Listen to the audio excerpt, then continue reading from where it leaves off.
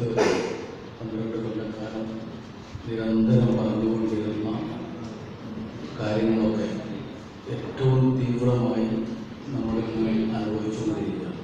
ആ വിമർശനം മുഴുവൻ ശരിയായിരുന്നു എന്ന് കാലം ബുദ്ധിമുട്ടിക്കൊണ്ടിരിക്കുക.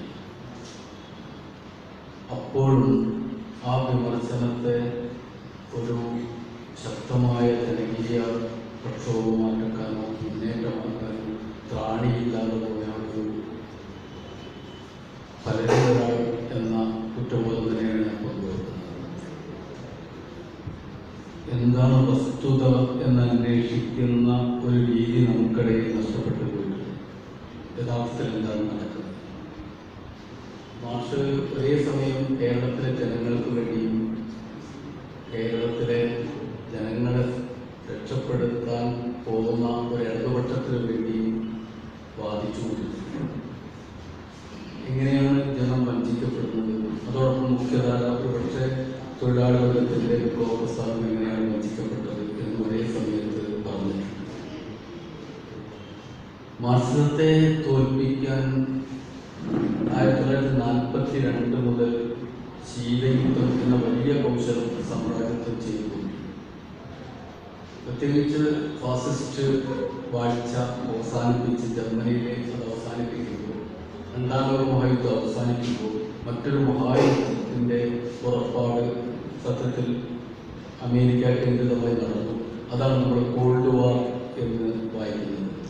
42 മുതൽ 80കളുടെ അവസാനം വരെയുള്ള 4.5 പതിറ്റാണ്ട് കാലത്തെ ആ യുദ്ധത്തിൻ്റെ പരിസമാപ്തി സോവിയറ്റ് യൂണിയന്റെ തകർച്ചയും കിഴക്കൻ യൂറോപ്യൻ രാജ്യങ്ങളുടെ തകർച്ചയും നമുക്കറിയാം.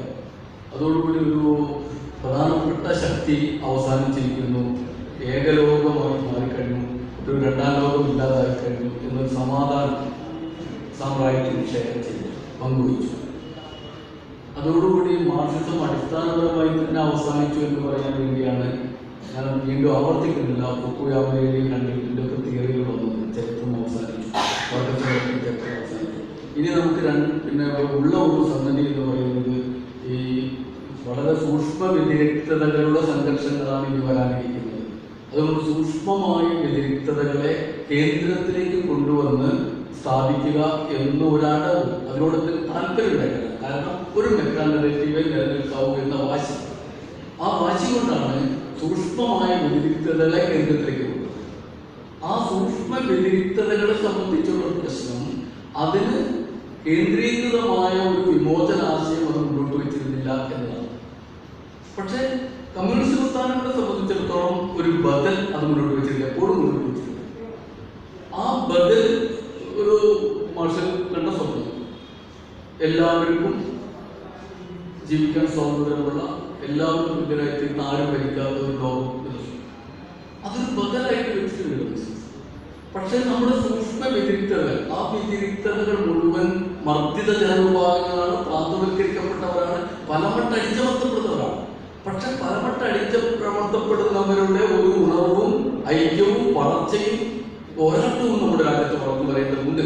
പക്ഷെ അത് വളർന്നു വരുമ്പോൾ അതിന് നേതൃത്വപരമായ ഒരു ആശയമില്ല. കാരണം ഏതൊരു നവലോകമാണോ സൃഷ്ടിക്കപ്പെടുന്നത്, ആ നവലോകത്തെ സംബന്ധിച്ച ഒരാശയം കൂടെ അതിന് മുന്നിൽ വെക്കേണ്ടതുണ്ടായിരുന്നു. അങ്ങനെ ഒരു ആശയവും വന്നുകൂടാ എന്നതുകൊണ്ടാണ് വേൾഡ് സോഷ്യൽ ഫോറം പോലെയുള്ള കൂടിയിരിക്കുന്നത് ഏകീകൃതമായ ഒരു മാനിഫെസ്റ്റോ ഉണ്ടായിക്കൂടാ എന്ന് എപ്പോഴും ചർച്ചിട്ടുണ്ട്. അത് അതിൻ്റെ ഒരു വാശി. അതുകൊണ്ട് ശിഥിലീകൃതമായിരിക്കുന്ന പിന്നെ അവസ്ഥയിൽ ഉള്ള വിമോചന പോരാട്ടങ്ങൾ അത് പ്രോത്സാഹിപ്പിച്ചു എന്നാണ് 45 വർഷത്തെ കോൾഡ് വാറിന് ശേഷം സാമ്രാജ്യത്തിന്റെ രണ്ടാം അളവ് കാലത്ത് അവർ മുന്നോട്ട് വെക്കുന്ന ആശയം. 90കൾക്ക് ശേഷം അതിന്റെ രണ്ടാം ഘട്ടമാണ് സാമ്രാജ്യത്വ അധിനിവേശത്തിന്റെ അക്രമത്തിന്റെ രണ്ടാം ഘട്ടം നടന്നത്. ഈ രണ്ടാം ഘട്ടത്തിൽ അവർ ഏറ്റവും കാര്യമായി മുന്നോട്ട് വെച്ച ആശയം, നിങ്ങൾ ഇതുവരെ സോഷ്യലിസമാണ് ബദലെന്ന് പറഞ്ഞു, സോഷ്യലിസം തകർന്നു. പക്ഷെ സോഷ്യലിസം അല്ല തകർന്നത് എന്ന് ലോകത്തിലെ 7 കമ്മ്യൂണിസ്റ്റുകാരനേക്കാളും തൊഴിലാളികൾക്ക് രാഷ്ട്രീയക്കാരനേക്കാൾ നന്നായി അറിയാവുന്ന സാമ്രാജ്യത്വം പറഞ്ഞ കാര്യം നിങ്ങളത് വിശ്വസിക്കില്ല എന്ന് ഞങ്ങൾക്കറിയാം. സോഷ്യലിസം അല്ല തകർന്നത്, അതിന്റെ പരീക്ഷണങ്ങളാണ് തകർന്നത്. പക്ഷെ ഇനിയും പരീക്ഷണങ്ങൾക്ക് നേതൃത്വവും പോരാളികളും ബാക്കി നിൽക്കുന്നുണ്ട്. അതുകൊണ്ട് സോഷ്യലിസം തകർന്നു എന്ന് പറയുന്നത് ലോകം സ്വീകരിക്കില്ല. അതുകൊണ്ട് സാമ്രാജ്യത്വം ഒരാശയം സോഷ്യലിസത്തിന് അല്ലെങ്കിൽ സോഷ്യലിസ്റ്റ് മുഖമുള്ള പുതിയ ഒരു ഡെമോക്രസി ഞങ്ങൾ മുന്നോട്ട് പോകും. സോഷ്യലിസത്തെ തകർക്കാൻ പരമ്പരാഗതമായ മുതലാളിത്ത ആശയങ്ങളിൽ ഇതുകൊണ്ട് സാധ്യമല്ല എന്ന് കോൾഡ് വാർ പെൻഡഗൺ പഠിപ്പിച്ചു കഴിഞ്ഞു.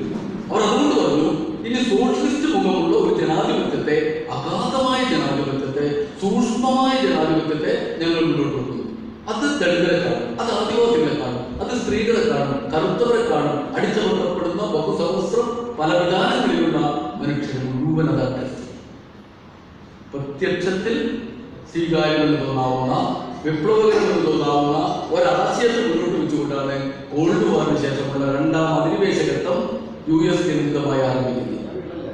ഇതിന്റെ ഏറ്റവും പ്രധാനപ്പെട്ട മുദ്രാവാക്യം സത്യത്തിൽ ഈ പങ്കാളിത്ത സോഷ്യലിസമോ പങ്കാളിത്ത ജനാധിപത്യവുമാണ്. പങ്കാളിത്ത ജനാധിപത്യം എന്ന് പറയുന്നത് വിപ്ലവകരമായ ഒരു ആശയമാണ് എന്ന് കേരളത്തോട് പറഞ്ഞത് കേരളത്തിലെ ഇടതുപക്ഷ പ്രസ്ഥാനത്തിന്റെ നേതാക്കന്മാർ. അവർ ലേഖനങ്ങൾ എഴുതി. പ്രാതിനിധ്യ ജനാധിപത്യത്തിൽ നിന്ന് പങ്കാളിത്ത ജനാധിപത്യത്തിലേക്ക് എന്ന് തലക്കെട്ടോടുകൂടി ലേഖനങ്ങൾ എഴുതി. പങ്കാളിത്തം ഒരു കമ്മ്യൂണിസ്റ്റ് കണ്ടെത്തലാണ് എന്ന് അവർക്ക് വേണ്ടി വാദിക്കാൻ ആരംഭിച്ചു. നമ്മൾ അറിയേണ്ട ഒരു കാര്യം, ഏറ്റവും അവസാനം നരേന്ദ്രമോദി സർക്കാർ ഇപ്പോൾ ജനകീയാസൂത്രണ പദ്ധതി ഇന്ത്യ മുഴുവൻ നടപ്പാക്കാൻ പോകുന്നു. പങ്കാളിത്ത ജനാധിപത്യത്തിന്റെ പരീക്ഷണശാല ഇന്ത്യയിലെ എല്ലാ സംസ്ഥാനങ്ങളിലും തുറക്കാൻ വേണ്ടി ഓരോ സംസ്ഥാനത്തും ഇവിടുത്തെ KRP LLDP പോലെയുള്ള NGOകളെ രൂപീകരിക്കാൻ പോവാണ്. 2 വർഷം മുമ്പ് നരേന്ദ്രമോദി അത് പ്രഖ്യാപിച്ചു. ഈ പീപ്പിൾസ് പ്ലാൻ പങ്കാളിത്ത ജനാധിപത്യമാണ് ഞങ്ങൾ മുന്നോട്ട് വെക്കുന്നത്. നരേന്ദ്രമോദിക്കും പിണറായി വിജയനും ഒരുപോലെ സ്വീകാര്യമായ ഒരു പ്രത്യയശാസ്ത്രം, ഒരു സോഷ്യലിസ്റ്റ് പ്രത്യയശാസ്ത്രം നമ്മുടെ ലോകത്തുണ്ട് എന്ന് നമ്മൾ വിശ്വസിക്കുന്നു. എങ്ങനെയാണ് ഒരു ഇടതുപക്ഷ പ്രസ്ഥാനം അവിടെ എത്തിക്കുന്നത്? വലത് കൈകൊണ്ട് IMF-നെയും ഇടത് കൈകൊണ്ട് പിണറായി വിജയനെയും പുറത്തു നിൽക്കുന്ന ഒരു വിരാട് രൂപമായി നമ്മുടെ മുന്നിൽ ഗീതാ ഗോപിനാഥ്.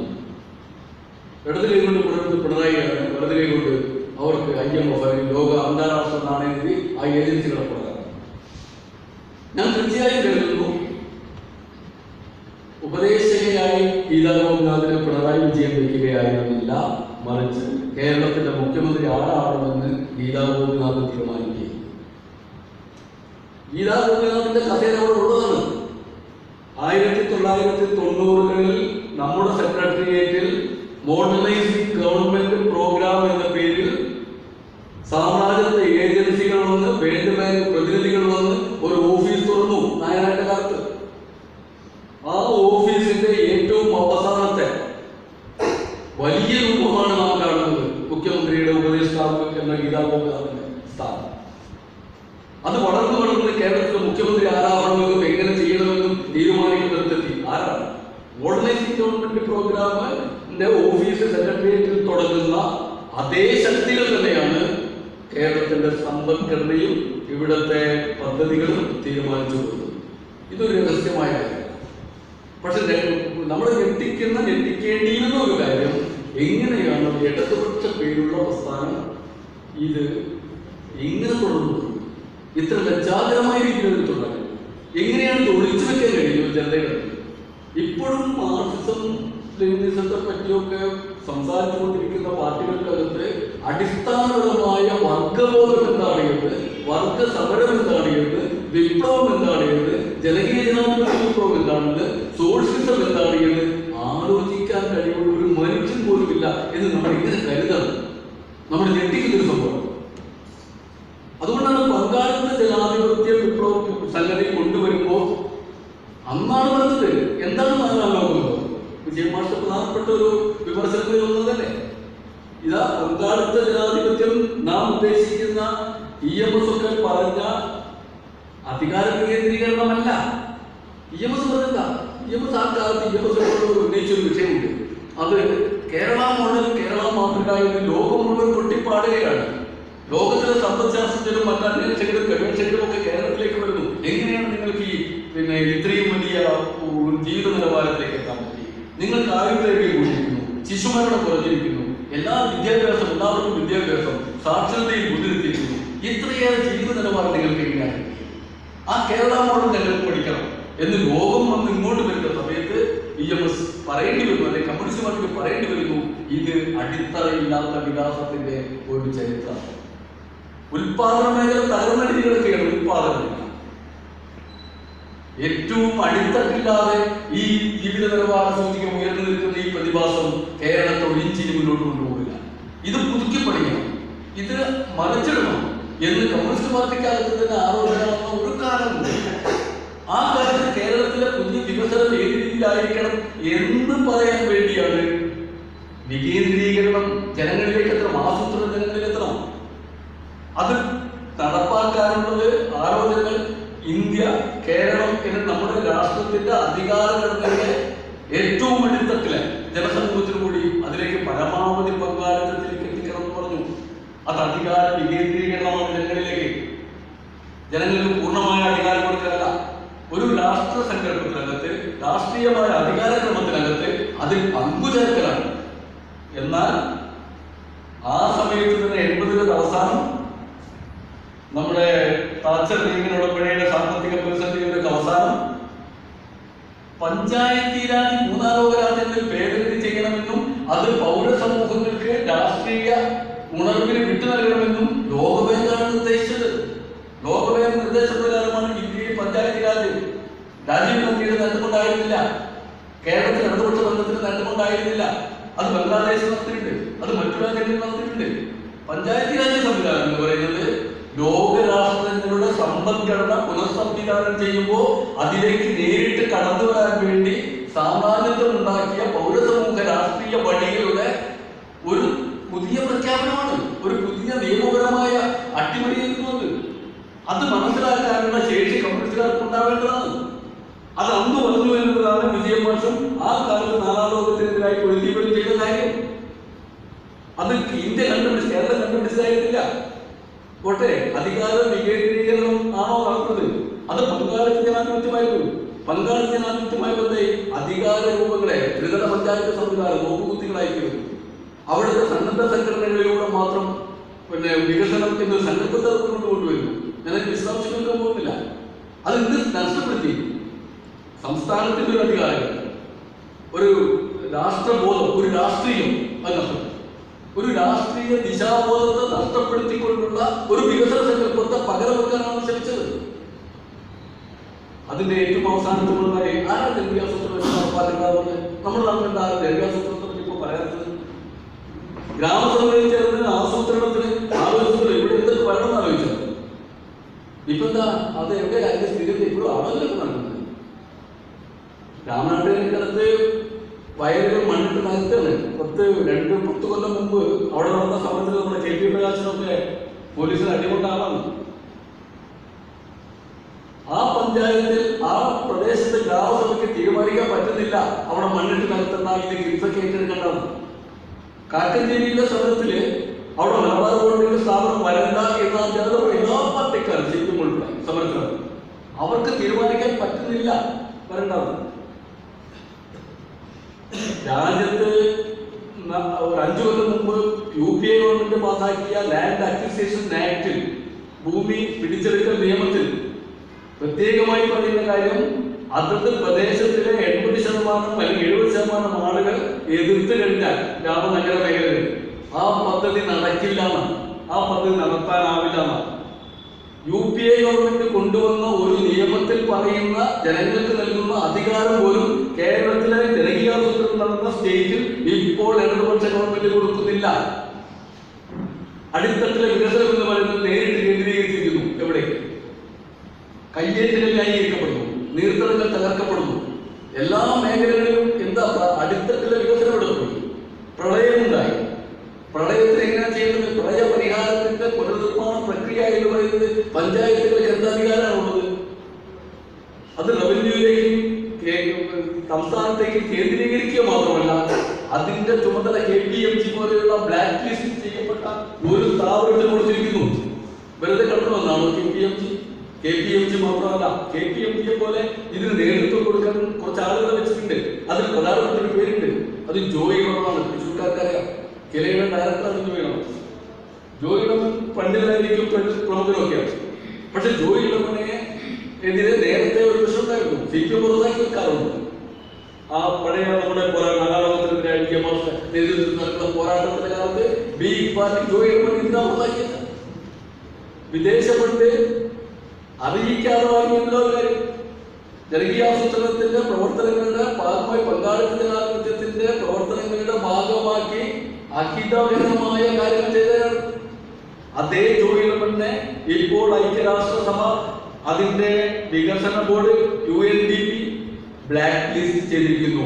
എന്നിട്ട് പറഞ്ഞിരിക്കുന്നു, ഗ്രാമവികസനത്തിനു വേണ്ടിയുള്ള ഫണ്ടിൽ കൃത്രിമം കാണിക്കുകയും തട്ടിപ്പ് കാണിക്കുകയും ചെയ്തുകൊണ്ട് ഇദ്ദേഹത്തെ ബ്ലാക്ക് ലിസ്റ്റ് ചെയ്യുന്നു എന്ന് ലോകത്തിന് മുന്നിൽ എഴുതി കാണിച്ചു. ആ സമയത്ത് കേരളത്തിന്റെ ഗ്രാമവികസനത്തിന്റെ കേന്ദ്രസ്ഥാനത്ത് ഡയറക്ടറായിട്ട് ഇരിക്കുകയാണ് ജോയി ഇടമൺ. ആ ജോയി ഇടമണോട് വിശദീകരണം ചോദിക്കാനോ അവിടെ നിന്ന് മാറ്റി നിർത്തണമെന്നോ കേരളത്തിലെ ഗവൺമെന്റിന് തോന്നിയിട്ടില്ല. കാരണം ഭരിക്കുന്നത് കേരളത്തിലെ ഗവൺമെന്റ് അല്ല, കേരളത്തിലെ ഗവൺമെന്റിനെ ഭരിക്കുന്ന അന്താരാഷ്ട്ര ഏജൻസികൾ ധാരാളമുണ്ട്. ലോകബാങ്കിന് പ്രിയപ്പെട്ട ആളാണ്, IMFന് പ്രിയപ്പെട്ട ആളാണ് ജോയി ഇടമൺ. ഇത്തരം ആളുകൾ അവരൊക്കെ ഏജന്റുമാരാണ്. പങ്കാളിത്ത ജനാധിപത്യം എന്ന് പറയുന്നത് ഒരു കമ്മ്യൂണിസ്റ്റുകാരൻ അംഗീകരിക്കാൻ കഴിയില്ലായിരുന്നു. CPMന്റെ പോളിറ്റ് ബ്യൂറോയ്ക്ക് കേന്ദ്ര കമ്മിറ്റിക്ക് പ്രമേയം പാസാക്കി കേരളത്തിലേക്ക് മലയാളത്തിൽ തർജ്ജമ ചെയ്ത് അയച്ചു കൊടുക്കേണ്ടി വന്നിരുന്നു പഴയ വിജയമാഷ പോരാട്ടക്കാലത്ത്. അന്ന് MP പരമേശ്വരൻ പുറത്താക്കിക്കൊണ്ടൊക്കെ അവർ പങ്കാളിത്ത ജനാധിപത്യത്തെ ഞങ്ങൾ തള്ളിക്കളഞ്ഞു എന്നാണ് പറഞ്ഞത്. പക്ഷെ അന്ന് പരമേശ്വരൻ പറഞ്ഞ കാര്യം, എന്നെ പുറത്താക്കിയാലും ഈ ആശയമുള്ളവർ അതിനകത്ത് തന്നെയുണ്ട്, അവരാ പണി ചെയ്തോളുന്നാണ് പറഞ്ഞത്. അന്നത്തെ പേപ്പർ കട്ടിങ്സ് ഇപ്പോഴും നമ്മൾ ചെയ്യുന്നു. അവരാ പണി ചെയ്തു. ആ പണിയാണ് ഇപ്പോഴും അവർ ചെയ്തുകൊണ്ടിരിക്കുന്നത്. എന്തുകൊണ്ടാണ് കമ്മ്യൂണിസ്റ്റ് പാർട്ടികൾ തീരുമാനിച്ചത്? CPMനെതിരായതുകൊണ്ടല്ല. ലോകത്തിലെ ജനതയെ വഞ്ചിക്കുന്നു. എങ്ങനെ വഞ്ചിക്കുന്നു?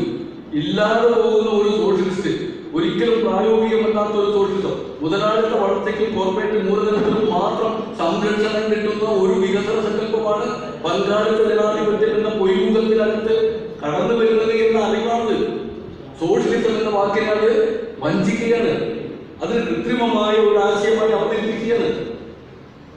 ഇത് മനസ്സിലാക്കാൻ ശേഷി ഉണ്ടായിരുന്നു അന്നത്തെ CPM നേതൃത്വത്തിന്. പക്ഷേ നടപ്പാക്കിക്കൊണ്ടിരിക്കുന്ന അതേ കാര്യമാണ് കേരളത്തിൽ നടപ്പാക്കിക്കൊണ്ടിരിക്കുന്നത്. ഈ പേര് ഇപ്പൊ പറഞ്ഞാലും പറഞ്ഞില്ലെങ്കിലും ഇന്ന് കേരളത്തെ ഭരിക്കുന്ന കോർപ്പറേറ്റുകളാണ്, കേരളത്തെ ഭരിക്കുന്ന അന്താരാഷ്ട്ര നാണയ ഏജൻസി, ധനകാര്യ ഏജൻസികളാണ്. അതിന്റെ ഭാഗമായിട്ടാണ് എല്ലാ തരത്തിലും എല്ലാ മേഖലകളിലും ജീവിതം അങ്ങേയറ്റം അസ്വസ്ഥതയില്ല. ജനങ്ങൾ മുഴുവൻ സമരത്തിലില്ല. ഏത് പ്രദേശത്താണ് സമരമില്ലാത്തത്? ഏത് പ്രദേശത്താണ് ജനങ്ങൾക്കൊപ്പം നിൽക്കുന്നത്? ഞങ്ങളുടെ യൂണിവേഴ്സിറ്റിയുടെ തൊട്ടടുത്ത് കാലിക്കറ്റ് യൂണിവേഴ്സിറ്റി IUS 400 മെട്രിക് എണ്ണക്കമ്പനി തുടങ്ങുന്നു എന്ന് പറഞ്ഞ് തുടങ്ങിയ ഒരു സ്ഥാപനം 400 മെട്രിക് ടൺ വാതകമാണ് ആദ്യം ഉണ്ടായിരുന്നത്. ഗ്യാസ് ഒരു ലോറി വീടിന്റെ ചാലയിലുണ്ടായ അപകടം വരെ കണ്ടു. കരുനാഗപ്പള്ളി ഉണ്ടായത് കഴിഞ്ഞ ദിവസം യൂണിവേഴ്സിറ്റിക്ക് അടുത്ത് പാണപ്രയുടെ ലോറി ചെറിയ തോതിൽ കേസ് വരുന്നതോ സംശയമുണ്ട്. പക്ഷെ ചുറ്റുപാടുള്ള 2 കിലോമീറ്റർ ദൂരത്തിൽ ആളുകൾ ഒഴിപ്പിക്കുന്നത്.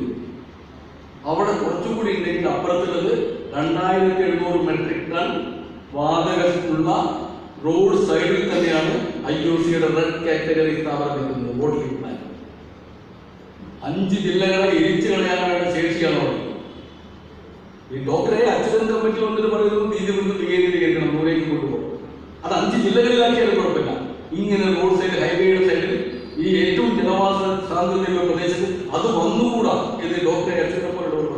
പക്ഷെ ഇത് കേൾക്കാൻ പ്രാപ്തിയുള്ള ഒരു ഭരണകൂടമില്ല. എവിടെ സമരത്തിലേക്ക് കിടക്കാൻ നോക്കും ജനങ്ങൾ. ഒരു ഭരണകൂടമില്ല.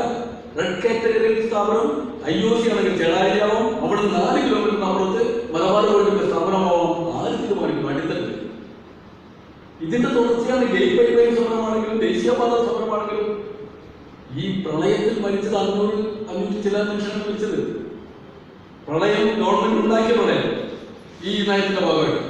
ഇതിനേക്കാളൊക്കെ എത്രയോ ഇരട്ടിയാണ് കോർപ്പറേറ്റുകൾക്ക് വേണ്ടി കുടിയൊഴിപ്പിക്കപ്പെടുകയും ഒഴിവാക്കപ്പെടുകയും ചെയ്യുന്ന ജനം. ജീവിതത്തിൽ നിന്ന് തള്ളപ്പെടുന്ന, വീട്ടിൽ നിന്ന് കുടിയിറക്കപ്പെടുന്നു, മണ്ണിൽ നിന്ന് കുടിയിറക്കപ്പെടുന്നു, തൊഴിലിൽ നിന്ന് കുടിയിറക്കപ്പെടുന്നു, അസംഘടിത ജനതയായിട്ട് മാറുന്നു. അത്തരത്തിൽ ലക്ഷക്കണക്കിന് മനുഷ്യരെ ഇറക്കി വിട്ടപ്പോ അവരുടെ ജീവിത സുരക്ഷയെ പറ്റി എന്താണ് ഗവൺമെന്റ് പറയുന്നത്? കോർപ്പറേറ്റുകൾക്ക് വേണ്ടി ഏതാണ് വരെയും പോകാമെന്നില്ല. ഏത് വഴിയും നിർത്താം, ഏത് നിർത്തണമെന്ന് നിർത്താം. അവർക്ക് കയ്യേറ്റങ്ങളാവാം, അവർക്ക് ഏത് ഭൂമിയിൽ വേണ്ടി കോടതിയിൽ തോറ്റു കൊടുക്കാം. ഏതളവരെയും പോകും, ചൊടിക്കുന്നില്ല അവര്. എവിടെ പോയി നമ്മുടെ പ്രതിഷേധത്തിന്റെ നമ്മുടെ ശക്തി, നമ്മുടെ ഊർജ്ജം എവിടെ പോയി? വീട്ടിൽ കറണ്ട് പോയാൽ അപ്പുറത്തെ വീട്ടിൽ കറണ്ട് ഉണ്ടോ എന്ന് നോക്കുന്നത് തന്നെയാണ് ഇപ്പോൾ നമ്മൾ ചെയ്യുന്നത്. ശത്രുവിന്റെ വീടാണ്, അയൽവാസി എപ്പോഴും ശത്രുവിന്റെ വീട്ടിൽ കറണ്ട് ഇല്ലെങ്കിൽ നമുക്ക് വലിയ ആശ്വാസമാണ്. ഈ ആശ്വാസത്തിലാണ് നമ്മളിപ്പോ 5 ജില്ല മലബാർ മുഴുവൻ കത്തിച്ച് കളയാവുന്ന വാതക ശേഷിക്ക് മോഡലിങ്ങനെ അതിന് ചുറ്റും നടക്കുമ്പോഴും ഞാൻ ഒറ്റയ്ക്ക് എന്തോ തട്ടിപ്പോകാന്നതാണ് എൻ്റെ ഒരു ആനന്ദം. ഒരിക്കലും സംഭവിക്കില്ല എന്നാണ് വിചാരിക്കുന്നത്. ബാക്കിയുള്ളവർക്ക് മണ്ടന്മാരാകും. അതുകൊണ്ട് ഇത് നടക്കില്ല എന്നാണ് വിചാരിക്കുന്നത്. എപ്പോഴും നടക്കാവുന്നത്, എപ്പോഴും സംഭവിക്കാവുന്ന അപകടം. ഇത്തരം അപകടങ്ങൾ സർക്കാർ ഉണ്ടാക്കുന്ന അപകടം. ഏത് സർക്കാർ? മൂലധനത്തെ, പണത്തെ ധനകാര്യ ഏജൻസികൾക്ക് കീഴ്പ്പെട്ട് നിർബന്ധിതമായി തീർന്ന സർക്കാർ. ഇത് ഇടതുപക്ഷ സർക്കാരല്ല. കേരളത്തിൽ ഭരിക്കുന്നത് ഈ ഗോപിനാഥും IMF-ഉം കോർപ്പറേറ്റുകളും. അത് പറയാൻ നമുക്ക് കഴിയുന്നില്ലെങ്കിൽ, അതിനെതിരെ ചെറുത്ത് നിൽക്കാൻ കഴിയുന്നില്ലെങ്കിൽ പിന്നെ നമ്മുടെ ജീവിതത്തിൽ എന്താ അർത്ഥം? വിജയൻ മാഷ് തുടങ്ങി വെച്ച പോരാട്ടം സത്യത്തിൽ അത് ദിശയാണ്, ഒരു ദിശാസൂചിയ സംഭവം. വിജയൻ മാഷ് അന്ന് പറഞ്ഞപ്പോൾ അവർക്ക് പറയാനുണ്ടായിരുന്നു വളരെ രസമാണ്. നേരത്തെ ബി മാഷ് പറഞ്ഞു ഈ സാമ്പത്തിക കാര്യങ്ങളെ പറ്റി എന്താ അറിയാം മാഷ് മലയാള മാഷ് കോടമ്പകത്തേക്ക് തെരുവിടികളായിരുന്നു നേതാക്കന്മാരുള്ളത്. സിനിമ അഭിനയിക്കാൻ മാഷെ പറ്റി വ്യക്തിപരമായി വിക്ഷേപിക്കരുത്. ഇപ്പൊ എവിടെയായിരിക്കും മാഷെ പറ്റി ഏത് കാര്യമാണ്? പങ്കാളിത്ത ജനാധിപത്യം ഏറ്റവും ക്രൂരമായ മുഖത്തിൽ കേരളത്തിന്റെ അധികാരമായി മാറിയിരിക്കുന്നു. ഡെമോക്രസി മാത്രമല്ല, വർഗസമരം എന്ന വാക്കുച്ചരിക്കാൻ കഴിയാത്തത് കേരളത്തിലെ മുഖ്യധാര ഇടതുപക്ഷ പ്രസ്ഥാനങ്ങൾ അസ്തമിച്ചു കഴിഞ്ഞു. ഇല്ല, അങ്ങനെ സംഗതിയെ വെറും അന്ധഭക്തർ മാത്രം പറഞ്ഞിട്ടില്ല, അന്ധഭക്തരുടെ സംഘമായിട്ട് മാറി, വിധേയരുടെ സംഘമായിട്ട്. അതിനകത്ത് എങ്ങനെ സ്വാതന്ത്ര്യം തമാശ പറയുന്നത് സ്വാതന്ത്ര്യത്തെ അല്ലാവുന്നത്? വിജയൻ മാഷ് തിരിച്ചു പിടിക്കാൻ കഴിയും. പക്ഷേ 80-കളുടെ അവസാനം ലോകത്തിലെ സോഷ്യലിസ്റ്റ് ബ്ലോക്കുകൾ തകരുമ്പോൾ സോഷ്യലിസം അല്ലാതെ മറ്റൊരു ആൾട്ടർനേറ്റീവ് ഇല്ല, പൊരുതുന്നതിന് ഇതിന്റെ പുറകെ നിന്നാ മതിയാവും എന്ന് പറഞ്ഞതാണ്. അതിനുവേണ്ടി രക്തസാക്ഷിയാവാം എന്ന് പറഞ്ഞതാണ് വിജയൻ മാഷ് കൊണ്ടുപോയത്. അത് കേരളത്തിലെ ഇടതുപക്ഷ പ്രസ്ഥാനം അതിനെയാണ് തകർത്തത്. കേരളത്തിലെ ഇടതുപക്ഷ പ്രസ്ഥാനം തകർത്തത് തൊഴിലാളി വർഗത്തിന്റെ ആഗ്രഹങ്ങളെയും അവരുടെ സ്വപ്നങ്ങളെയും തകർത്തത്. അത് തകർക്കുമ്പോൾ അരുതേ എന്ന് പറഞ്ഞതാണ് വിജയൻ മാഷ്. അത് ചെയ്യരുത് എന്ന് പറയുകയാണ് വിജയൻ മാഷ്. വിജയൻ മാഷ് തിരിച്ചു പിടിക്കലല്ല, നമുക്ക് നമ്മുടെ കേരളത്തെ തിരിച്ചു പിടിക്കണം. ഇങ്ങനെ വഞ്ചിക്കപ്പെട്ടത് കേരളത്തിന്റെ വിഭവങ്ങൾ നമുക്ക് വേണം. കേരളത്തിലെ വരുംകാലം ജനതയ്ക്ക് വേണ്ടി ഈ വിഭവങ്ങളെ കാത്തു വെക്കണമെന്ന് വീണ്ടും ഒരു അധിനിവേശം പരിപൂർണമായി കീഴടങ്ങാനാവില്ല എന്ന് പറയണമെങ്കിൽ ആളുകൾ കേൾക്കുന്ന ശബ്ദത്തിൽ അത്ഭുതങ്ങൾ സൃഷ്ടിക്കണം. ഞാൻ എപ്പോഴും വിചാരിക്കുന്നത് സമരങ്ങളിൽ പോകുമ്പോൾ പിന്നെ അത് ബാധിക്കുന്നവരുടെ മാത്രം സമരം, അങ്ങനെയാണ് ഗവൺമെന്റ് പറയുന്നത്. എന്താ കന്യാസ്ത്രീ സമരത്തിൽ നിങ്ങൾക്ക് എന്തായാലും എന്ത് ചോദ്യം? സമരത്തിന്റെ രംഗത്ത് സാഹോദര്യവും ഐക്യവും പുലർത്താൻ കഴിഞ്ഞില്ല. അപകട സന്ധിയിൽ എല്ലാവരും സാഹോദര്യം പുലർത്തും, എല്ലാവരും ഐക്യപ്പെടും. പീഡനം അനുഭവിച്ച പലമട്ട് പീഡനങ്ങൾ അനുഭവിക്കുന്ന, പലമട്ട് ചെറുത്തുനിൽപ്പ് നടത്തുന്ന ജനത ഇത്തരം സമരങ്ങളിൽ ഐക്യപ്പെട്ടേ മതിയാവും. അതിന് ഗവൺമെന്റിന്റെ അംഗീകാരം വേണ്ട. സമരം മറന്നുപോയ രാഷ്ട്രീയ പ്രസ്ഥാനങ്ങൾക്കാണ് ഈ പ്രശ്നം. അവർ സമരം മറന്നു, അവർക്ക് ഇനി സമരം ആവശ്യമില്ല. പക്ഷേ അത്തരം പ്രസ്ഥാനങ്ങൾ നിലനിന്നുകൂടാ. 57-ല് സമ്പത്ത് വിമോചന സമരത്തിന് ശേഷം വന്നപ്പോൾ കേരളത്തിന്റെ 2ാമത്തെ മുഖ്യമന്ത്രിയായത് കോൺഗ്രസ് പാർട്ടിയുടെ നേതാവല്ല, പട്ടംതാൾ പിള്ളയായിരുന്നു. പട്ടംതാൾ പിള്ള ഇന്ത്യയിലെ ഒരു വലിയ രാഷ്ട്രീയ പ്രസ്ഥാനത്തിന്റെ കേരളത്തിലെ നേതാവായിരുന്നു. പക്ഷെ ആ രാഷ്ട്രീയ പ്രസ്ഥാനത്തിന്റെ ചിത്രത്തിലില്ല. കേരളത്തിൽ ഒരു രാഷ്ട്രീയ പ്രസ്ഥാനമൊന്നുമില്ല, ചെതറിപ്പോയി, പലതായി ചെതറിപ്പോയി. അങ്ങനെ സോഷ്യലിസ്റ്റ് പാർട്ടി ഇന്നില്ല. പട്ടംതാൾ പിള്ള മുഖ്യമന്ത്രി സ്ഥാനം പോയി ശങ്കർ വന്നതിന് ശേഷം പിന്നീട് ഒരിക്കലും അങ്ങനെ പാർട്ടിക്ക് വന്നിട്ടില്ല, കടന്നു വന്നിട്ടില്ല. കാലത്തിൽ അങ്ങനെയുണ്ട്. വലിയ മുഖ്യമന്ത്രിയൊക്കെ ആവുന്ന വലിയ പാർട്ടികൾ ബംഗാളും ത്രിപുരയിലും ഒക്കെ അനുഭവിച്ചുകൊണ്ടിരിക്കുന്ന ഒരു വലിയ ദുരന്തമുണ്ട്. അടിത്തട്ട് രാഷ്ട്രീയത്തെ ചോർത്തിക്കളയുന്ന, ജീവിതത്തിന്റെ രാഷ്ട്രീയത്തെ ചോർത്തിക്കളയുന്ന കാലത്ത് ആ രാഷ്ട്രീയ പ്രസ്ഥാനത്തിന് നിലനിൽക്കാൻ കഴിയുന്നു. അത് സ്വയം തകർന്നല്ല. അത് തൽക്കാലം അതൊരു ഇങ്ങനെ നിൽക്കുന്നുണ്ടോ ഒരു വലിയ രൂപത്തിൽ. കാരണം അതിപ്പോൾ ചില സാമ്പത്തിക ബന്ധങ്ങളിലും അതിന്റെ വ്യവഹാരത്തിനകത്തും നിലനിൽക്കുകയാണ്. ഈ സാമ്പത്തിക അധികാര ബന്ധങ്ങൾ ചോർന്നു പോകുന്ന സമയത്ത് ഈ ചീട്ട് കൊട്ടാരം പോലെ തകർന്നടിക്കുന്നതിന് യാതൊരു സംശയം. പക്ഷേ ഒരു വലിയ പോരാട്ടം, ആ വലിയ പോരാട്ടം എന്ന് പറയുന്നത് വിജയൻ മാഷ് അന്ന് പറഞ്ഞ കാര്യങ്ങൾ ശരിയാവുകയെന്ന് ഇന്ന് നിരന്തരം പറയേണ്ട ഒരു ഘട്ടത്തിലാണ് നടന്നിരിക്കുന്നത്. വിജയൻ മാഷ് എല്ലാ ചോദ്യങ്ങളും ഏറ്റവും പ്രസക്തമാണ് എന്ന് വിളിച്ചു പറയേണ്ട സമയമാണ്. ഫാസിസ്റ്റ് വിരുദ്ധ പോരാട്ടത്തിന്റെ ഒരു ആ മുദ്രാവാക്യം വന്നു. മാഷ വാക്കുകൾ മാത്രം എടുത്ത് ചിലർക്ക് ഫേസ്ബുക്കിലൊക്കെ. സത്യത്തിൽ ഫാസിസത്തിനെതിരായ പോരാട്ടം എന്ന് പറയുന്നത് മാഷ രണ്ട് രീതിയിലാണ് ചെയ്തത്. ഒന്ന്, ഹിന്ദുത്വത്തിന്റെ അമിതാധികാര പ്രയോഗങ്ങൾക്കും അതിന്റെ ശാഠ്യങ്ങൾക്കുമെതിരായ, അതിന്റെ ഹിംസാത്മകതയ്ക്കെതിരായ പോരാട്ടം ഒരു ഭാഗത്ത്, മറുഭാഗത്ത് ഫാസിസം ആരുടെ ആവശ്യമാണോ ആ മൂലധന ശക്തികളുടെ, കോർപ്പറേറ്റുകളുടെ സാമ്പത്തിക താല്പര്യങ്ങൾക്കും അവരുടെ കള്ള മുഖംമൂടികൾക്കും എതിരായ പോരാട്ടം. അതാണ് ഫാസിസത്തിന്റെ ശരിയായ ഫാസിസ്റ്റ് വിരുദ്ധ സമരത്തിന്റെ പാരമ്പര്യം. അതാണ് ഫാസിസ്റ്റ് വിരുദ്ധ സമരം. ഫാസിസ്റ്റ് വിരുദ്ധ സമരം കോർപ്പറേറ്റുകളുടെ ദാസ്യത്തിൽ നിന്നുകൊണ്ട് ഹിന്ദുത്വ ഫാസിസത്തിന്റെ ഹിംസാത്മകതയെ ചീത്ത വിളിക്കലല്ല, അങ്ങനെ ഒരു എതിർക്കലില്ല. കോർപ്പറേറ്റുകളുടെ ഉള്ള കയ്യിൽ നിന്ന് നരേന്ദ്രമോദിയെ തോൽപ്പിച്ച് ഓടിക്കാമെന്നത് സ്വപ്നമാണ്, സാധ്യമല്ലത്. ഫാസിസ്റ്റ് വിരുദ്ധ പോരാട്ടം യഥാർത്ഥത്തിൽ വിജയമായിട്ട് പറഞ്ഞുകൊടുത്തത് ആ മുദ്രാവാക്യമാണ് എടുത്ത് കൊണ്ടുപോകേണ്ടത്. ഇവർ ചെയ്തത് ഫാസിസത്തിന്റെ പ്രച്ഛന്ന രൂപങ്ങളെ കെട്ടി എഴുന്നള്ളിക്കുന്നു. അതാണ് ബംഗാളിൽ ചെയ്യാൻ കുറ്റം. ഫാസിസം കടന്നു വരാനുള്ള ട്രോജൻ കുതിരയാണ്. ആ ട്രോജൻ കുതിരയെ സമൂഹത്തിന് മുന്നിൽ കൊണ്ടുവന്ന് ആദരിച്ച് നിർത്തിയിട്ട് ഏത് ഫാസിസ്റ്റ് വിരുദ്ധ പോരാട്ടമാണ് ഇവിടെ ജനതപക്ഷത്ത് നടത്താൻ പോകുന്നത്? ഒരു നിലയ്ക്ക് സാധ്യമല്ല. അത് പറയാൻ കഴിയുന്നത് വിജയമാട്ടൊപ്പം നിന്ന അധിനിവേശ പ്രതിരോധ സമിതിയുടെയും ഒക്കെ പ്രവർത്തകർക്കാണ്. അത് വളർത്തിയെടുത്ത രാഷ്ട്രീയ പ്രസ്ഥാനത്തിനും രാഷ്ട്രീയ മുന്നേറ്റങ്ങൾക്കുമാണ് അത് പറയാൻ കഴിയാം. അത് മുമ്പെന്നത്തേക്കാൾ ശക്തമായി പറയേണ്ട കാലമാണത്. ഭഗത് സിംഗ് എന്ന് പറഞ്ഞതുപോലെ കേൾപ്പിക്കാൻ എന്തെങ്കിലും വഴി ചെയ്യേണ്ടി വരും.